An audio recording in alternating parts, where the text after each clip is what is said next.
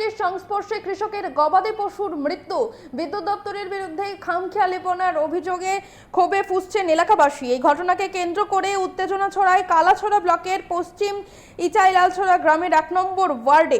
এদিন সকাল থেকেই ক্ষোভে ফেটে পড়েন স্থানীয় বাসিন্দারা। অবিলম্বে ক্ষতিগ্রস্ত কৃষককে ক্ষতিপূরণ দেওয়া এবং ত্রুটিপূর্ণ বৈদ্যুতিক পিলারগুলো মেরামতের দাবি জানিয়েছেন তারা।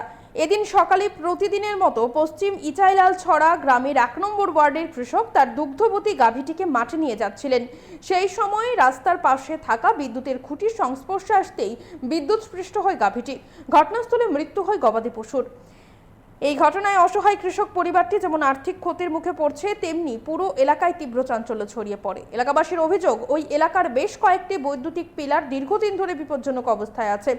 এই সময়ে বারবার স্থানীয় বিদ্যুৎ দপ্তরে লিখিত ও মৌখিকভাবে জানানো সত্ত্বেও কোনো পদক্ষেপ নেওয়া হয়নি বলে অভিযোগ। ফলে এই ঘটনায় ক্ষোভে ফুঁসছেন এলাকাবাসী এবং বৈদ্যুতিক খুঁটিগুলো মেরামতের দাবি তুলছেন তারা। আমরা শুনবো ঠিক কি জানাচ্ছেন তারা।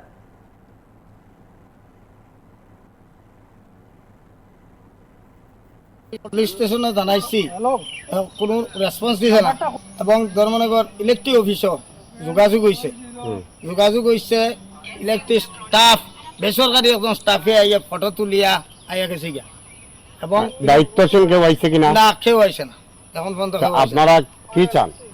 আমরা চাই সঠিক তদন্ত করিয়া এই দুগ্ধ জাতীয় গাভীর ৬০-৭০ টাকার ক্ষতি হয়েছে, এই ক্ষতিপূরণটা অতি সত্ত্বর দেওয়ার লাগিয়া। আর কেন গ্রামের মাঝে ইলেকট্রিকের খুঁটির যে উপরে মেশিন লাগায়, এটা অন্তত সপ্তাহে 10 দিনে একদিন চেক করা জরুরি, নাইলে একটা বাচ্চা যদি মারা যায় তখন কি হইব? ব্লকটা কোন জায়গাতে পড়ছে? কোন Kalachhara RD block. RD block PS আছে কোন কোন জায়গাতে আছে? আর তো মাহমুদ হোসেনের বাড়ির সামনের খুঁটিটা তো আছে। আর কোন জায়গাতে আছে? আর কোন জায়গাতে আর তো হইতে পারে না, থাকতে পারে, মানে আমার বাড়ি হ্যাঁ থাকতে পারে, এবং ময়নামিয়ার বাড়ি থাকতে পারে।